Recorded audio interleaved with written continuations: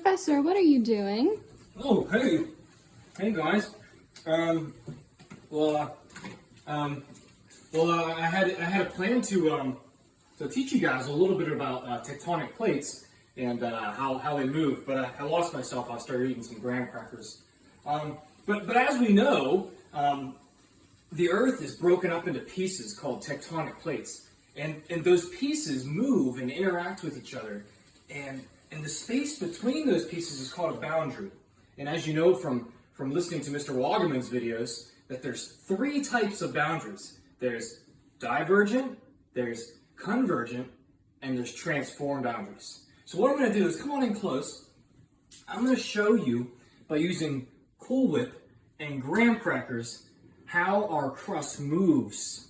But first, let's show you divergent.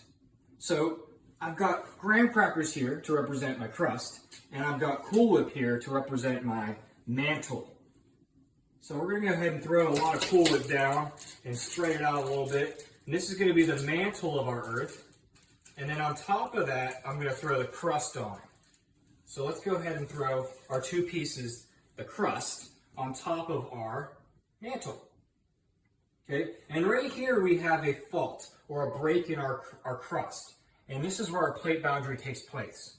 So we know that in that divergent plate boundary, the plates move apart. So pay attention as our plates move apart.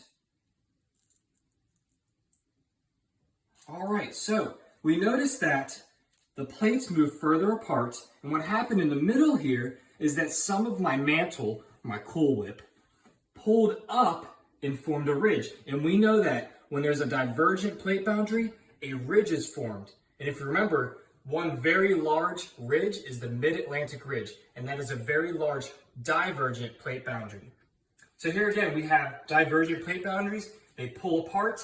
The magma from the mantle underneath comes up, creating new crust, and forms a little ridge. And if we keep going, the divergent plates will keep moving, and more magma comes up, creating new crust or new Earth. All right, so pay attention to the next video where we're going to talk about convergent plate boundaries.